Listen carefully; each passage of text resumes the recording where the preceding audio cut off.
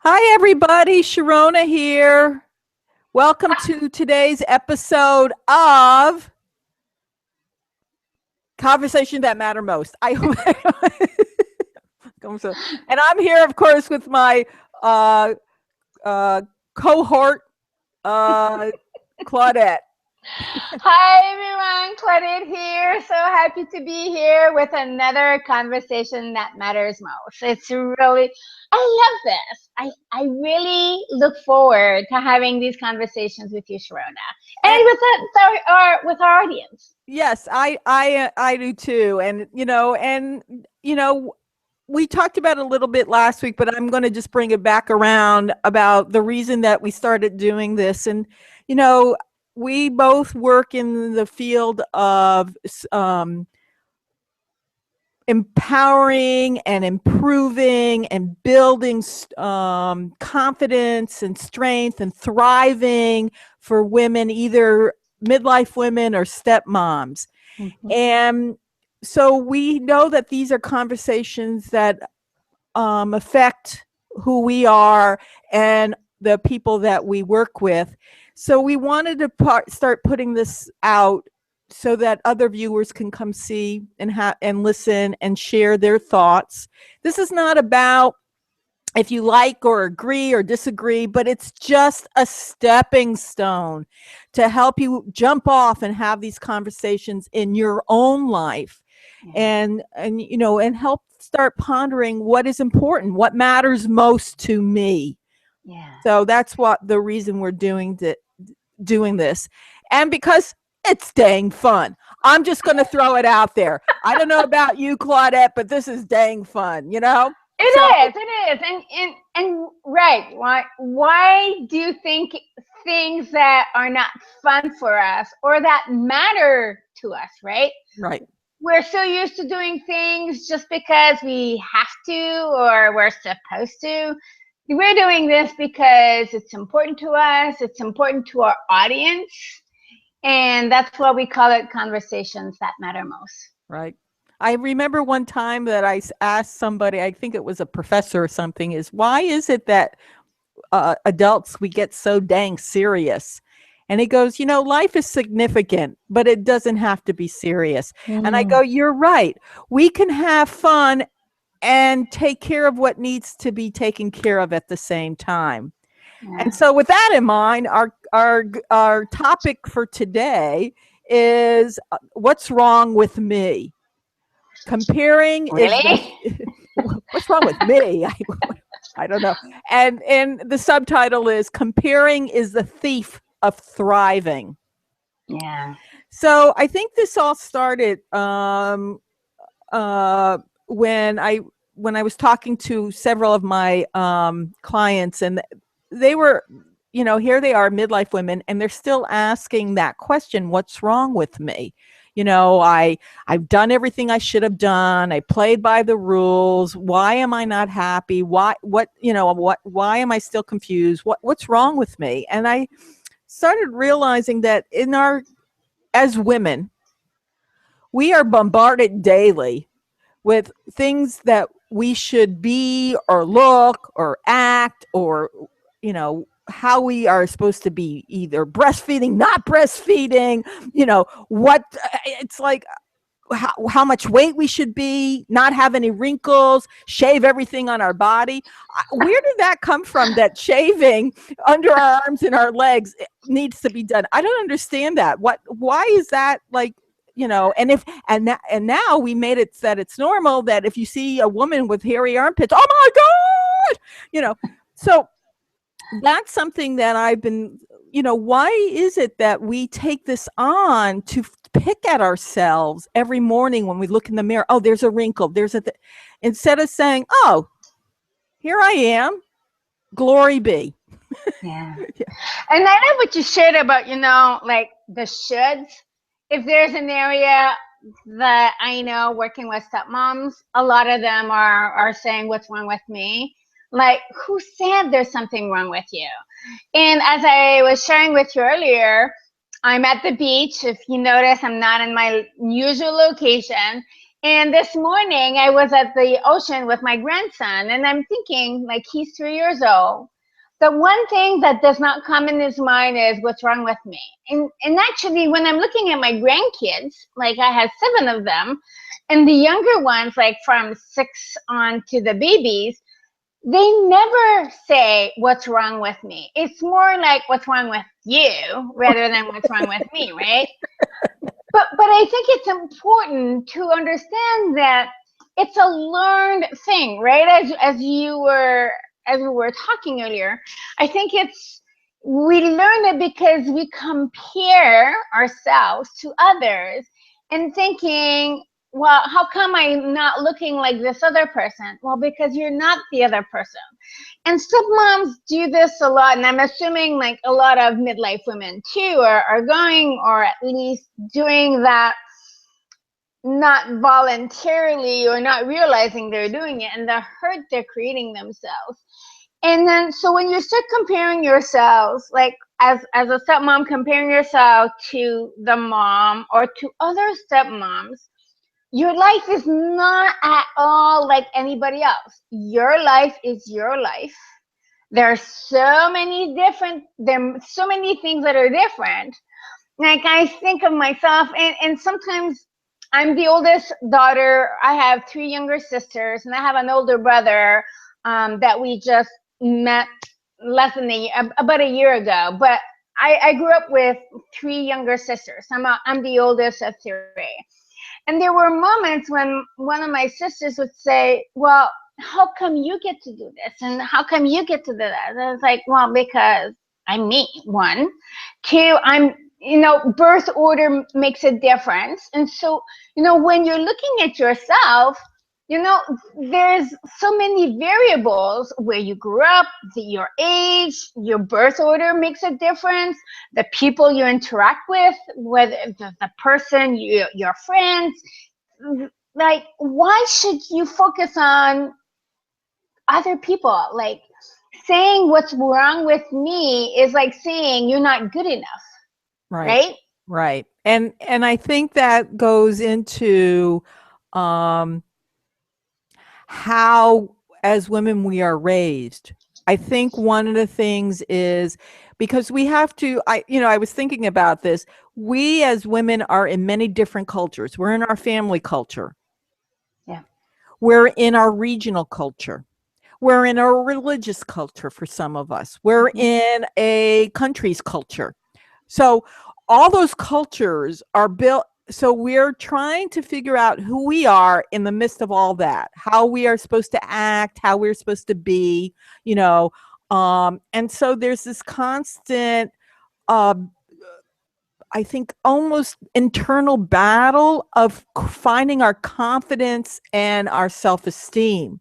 And years ago, I read this article, a study. I don't remember who did it or what, but they had this task. It was, I think, computers. And what they did is they had a group of men and a group of women doing the same task on the computer.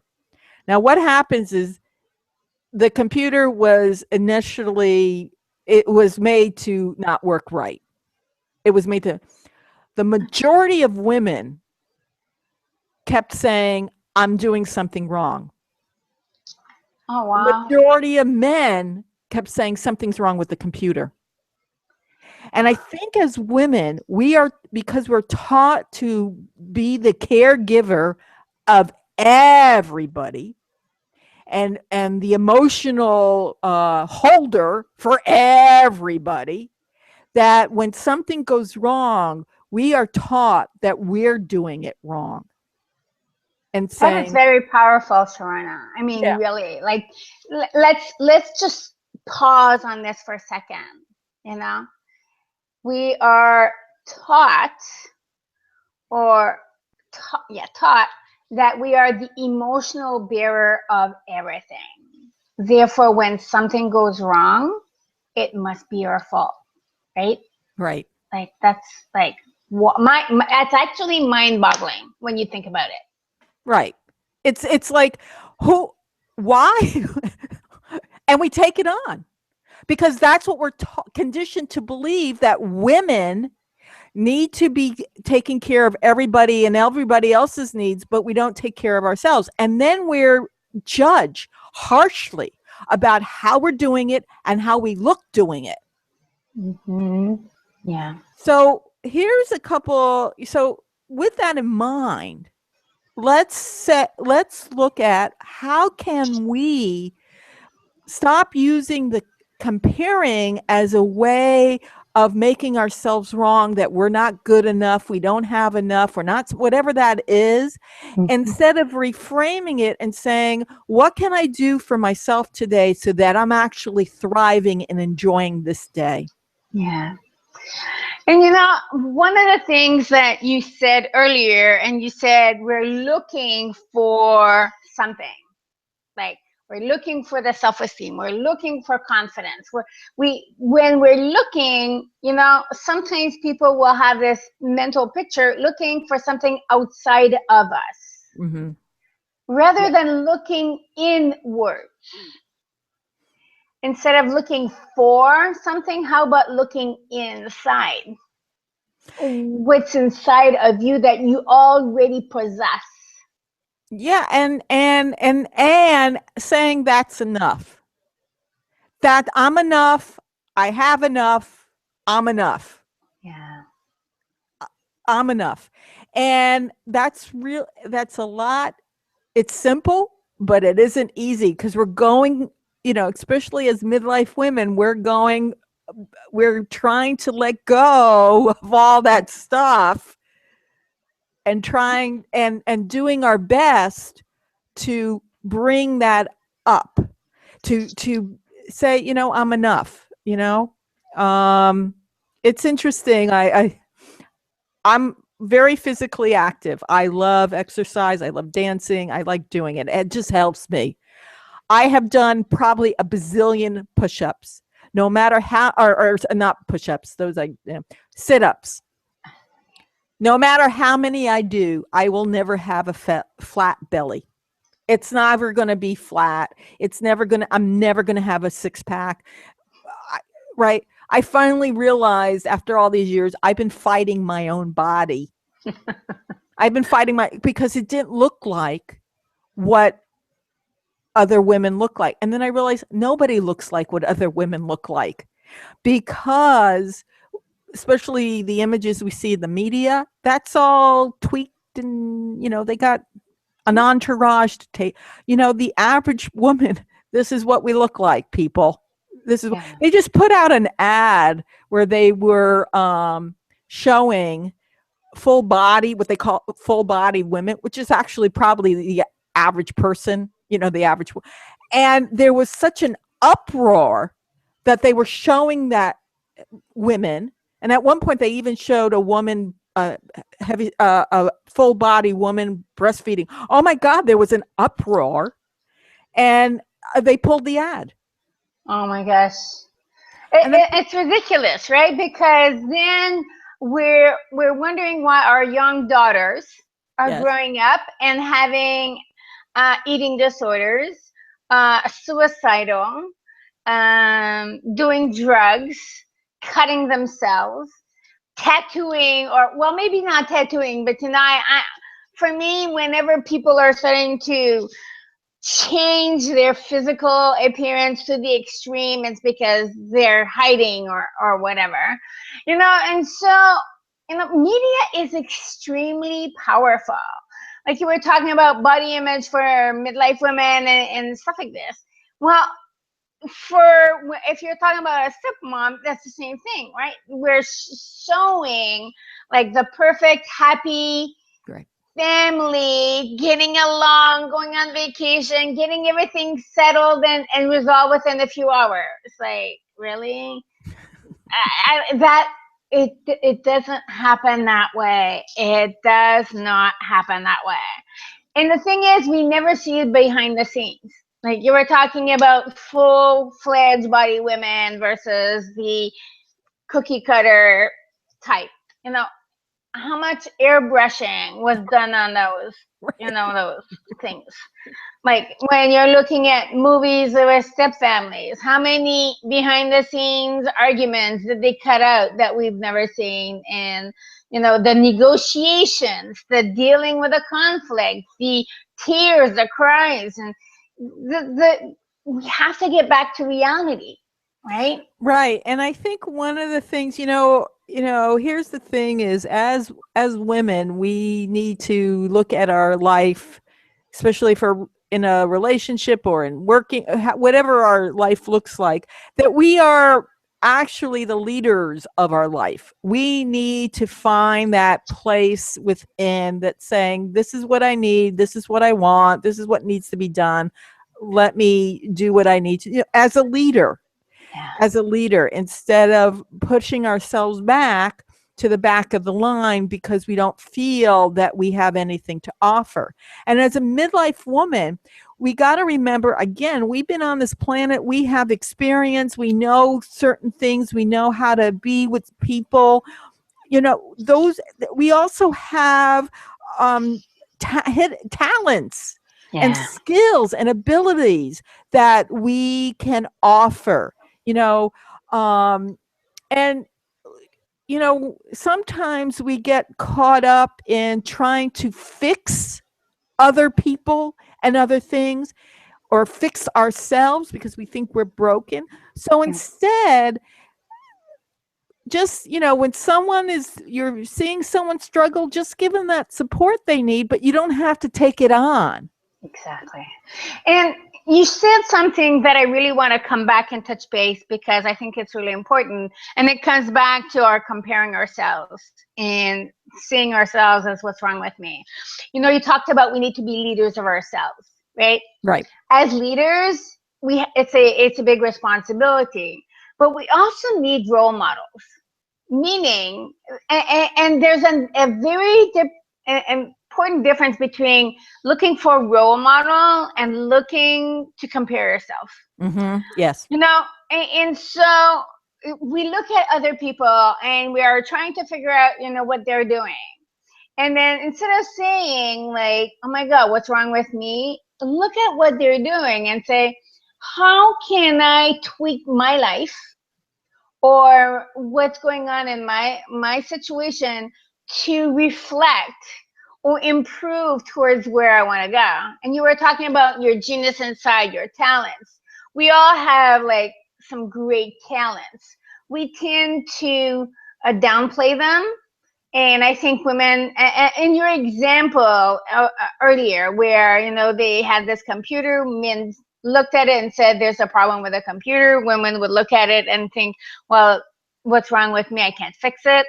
Instead of going through that way, look at what you have. What are some of your talents? What are some of your geniuses? What are some of your wisdom, your strengths? And look for, ways of using those talents and wisdoms and strengths into your life. And so if you're not sure how to use them, then that's where you look for role models, leaders in your community, in the world. And I know personally, when I was growing up and I wanted to have a strong, positive role model for women. Now, back then, like a few years ago, there wasn't that many, and it was hard to find them. Or I would tend to say, well, I can't be like these people. I'm not even that smart, or they're rich, whatever excuse I would give myself. I can't be that gentle. I can't be that compassionate. It was excuses. Instead, now what I do is I look at who I am, inside of me, because a lot of what we're going through is inside of us, right? Right. And so looking at, what makes me, we're all unique.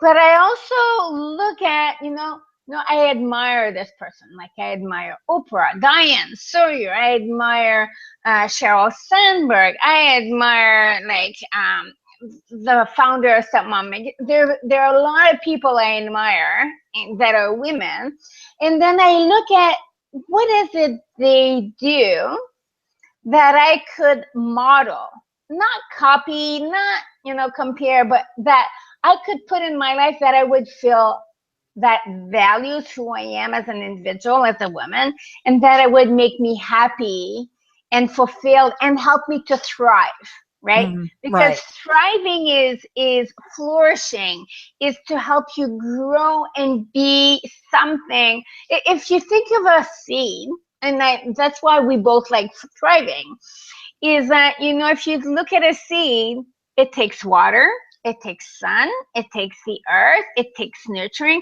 for it to grow and thrive, right? And it's growing, and the more it has all these nutrients, it's growing and it's thriving, and it's producing fruit, it's producing something for the environment.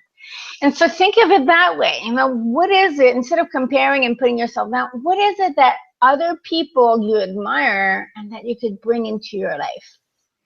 And I think it's also, I agree that, it's about looking at who has the qualities or something that I don't have that I admire, and I go, I wish I could do more of that. And then I think one of the steps is, I like to say, experiment. You need to experiment what works for you in your style, in your rhythm. For instance, I have the 3 a.m. insomnia.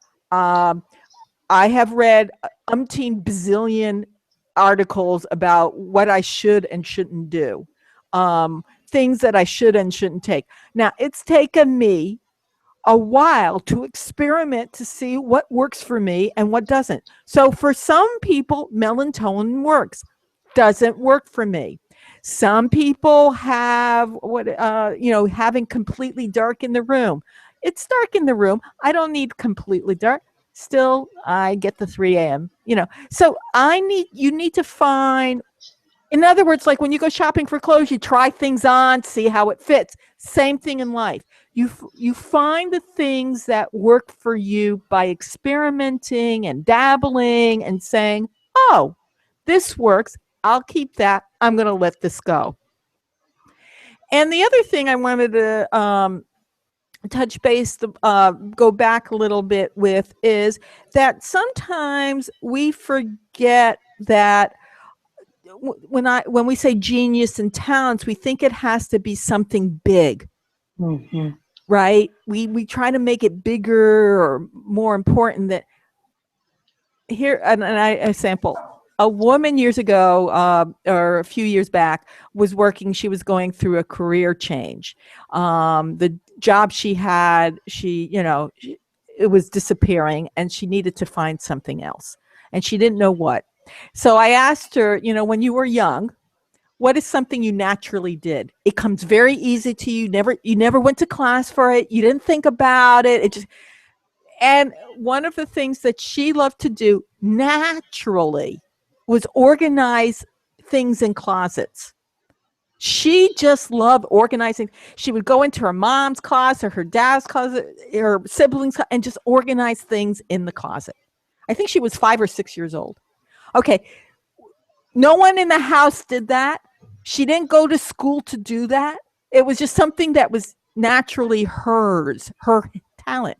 So I said, what you would be really, so we talked about it, and we came up is what she would be really good as is become a professional declutterer, helping other people organize their closets. Now, that's not a big thing. It's not going to change the world, but it's going to impact other people in their house. Yeah. That's when I say your talent, your skills, your abilities, sometimes you need to just stop and think, what comes really easy to, I naturally do. I can't help not do it. It just happens. Yeah. That's your talent. That's your skill. And you can always find ways to use that in the world, in your family, in the workplace. Does that make sense? Yeah. And I want to add to not minimize it. Because I think because it's so easy for us, our talent or genius or whatever, that we tend to minimize it. Yeah. We tend to think like, well, it's not that hard. Like everybody must be able to do this, right? Yes. Right? I Like know. I'm sure we've heard, you and I have heard this before, and probably from ourselves Right. to start with. Yeah. Like, Yeah. really, Yeah. I like that. Don't minimize it. It's don't minimize it. right. So there's something, some of us have a real good sense of math and balancing things mathematically. Some naturally can edit words. Some of us, I think mine is being silly. I can't help it. It just happens. I don't plan it. There it just erupts. So you're going, but how does that work in the world? Here's the thing is, I know that if I am funny, not trying to be funny, just funny, it helps release tension. It helps make it more welcoming. Whenever one of my things I started at a very early age, I think I was a teenager, I found out that if I can have someone laughing on the other end of the phone in 30 seconds, we would have a great conversation. And I don't have jokes in my head. Someone suggested I should become a stand-up comic. No, I don't want to do that. That's way too hard. But I can just, because my humor is part of I think that's actually, if someone said, what would be your superpower? I think it's humor. I think that's what it is. What would be your superpower, Claudette? Oh my gosh. That's a tough question. I know, I just came to yeah, but I believe that it's the ability to listen to another person and to relate back to them what I heard so that it makes sense to them. And so, I enjoy, that's the part I enjoy. And having worked as a hairdresser for many, many years, I learned to listen to people and to listen to their stories and to relate back to them what they heard. And as a coach, I do this with stepmoms as well. And I think one of the things that I've had so many people tell me, the value of being heard, that for them it was priceless. And once you are heard, you tend to open up more. And just like you, Sharona, like once you put people at ease with some humor, they're more willing to open up. And so we all have something. And yeah, sometimes it takes us a while to listen up to or to figure out what it is. And, for a long time I thought, well, like, that's not a talent, listening to people. Like, but as I grew up and were integrated with other people, and I realized there's like a lot of people who don't listen and how it impacts relationships. Yep. Because for me, someone who doesn't listen when I'm having a conversation, it just shuts me down. Like, right. Yes. And I think that's, thank you. And it's interesting as I put out, I just need to thank you, because that was that is such a beautiful thing about having the talent of listening and then reflecting back. And I know from working with you, you do it very naturally. It's very easy. It was something you probably started while even before becoming a hairdresser. It was something that when I was this tiny. Yeah, right. Really, this tiny. So, but I just need to share at this moment, as you were saying your thing, and I was listening and hearing it, but then all of a sudden my little brain was going, wait, humor is not a real superpower. What are you? I want to change it. I want to make it more positive. Yeah, right. And I don't know. It's my superpower. And yes, I have other powers too, but that's what we do. I'm just saying, as women, as people, is right away we go in, wait a minute, that wasn't good enough. I need to. So why I share it is to say, yeah, we all go through this, and then catch ourselves and saying, wait a minute, having humor is enough. Life is Yeah. a struggle. It's, you know, and because of that, humor helps me relate to other people, and it also gives me empathy, which people don't realize that when I'm being me, it's very warm, very welcoming, and that brings in people, and that allows people to be who they are. And I think the same thing when you listen to someone and they feel that gives them permission to be who they are. Mm-hmm.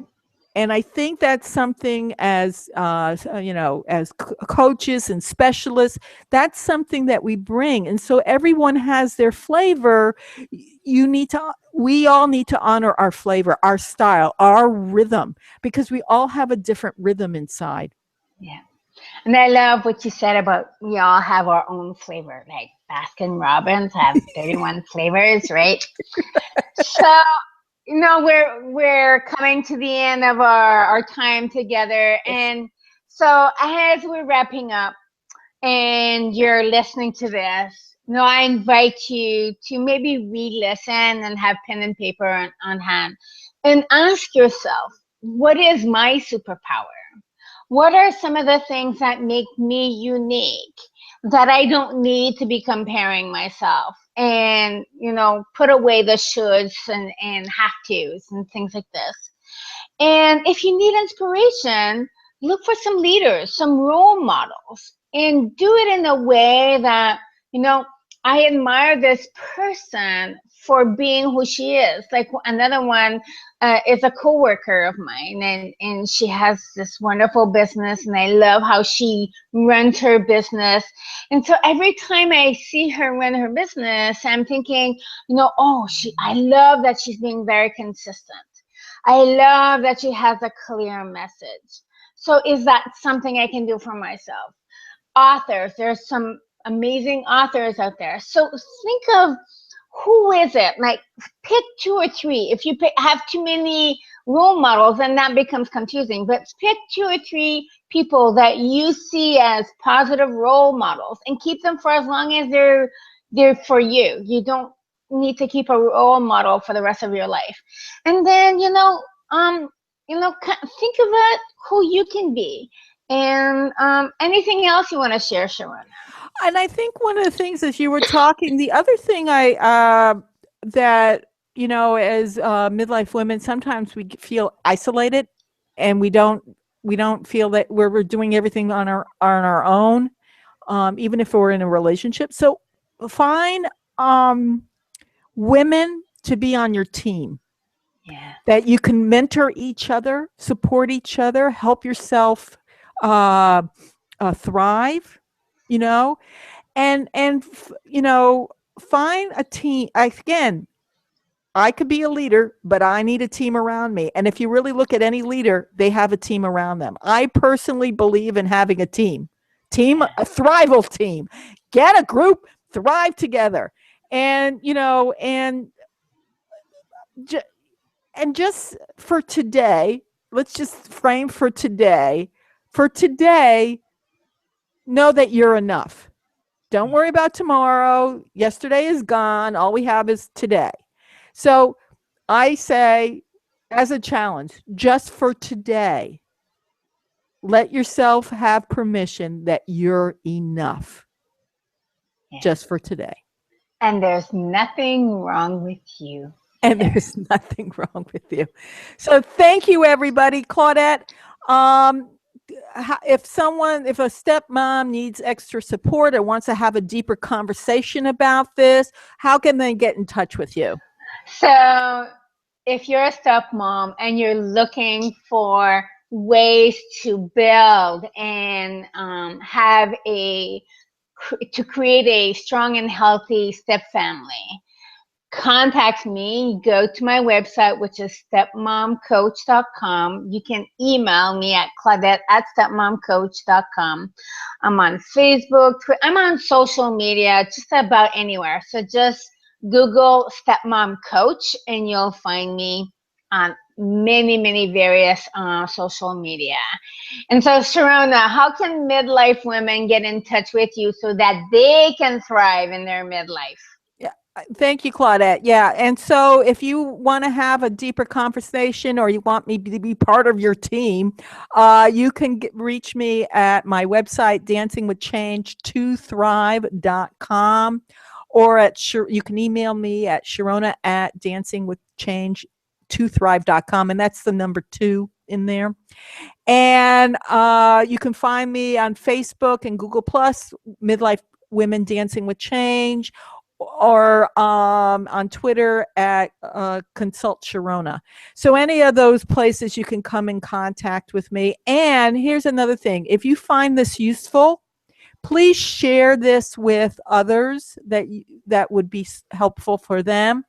And also, I know Claudette does, and I do. I like to hear your thoughts, your responses about what we're talking about. So please put your comments below, and please subscribe. Yeah. Just subscribe. Yay. This way you won't miss out on any of our future episodes that we'll be creating. That's right. So thank you all for being here today. Thank you, Claudette, for another fun and informational and inspiring conversation that matters most. Have a good rest of the day, everybody, and we'll see you next week. Bye. Bye-bye for now.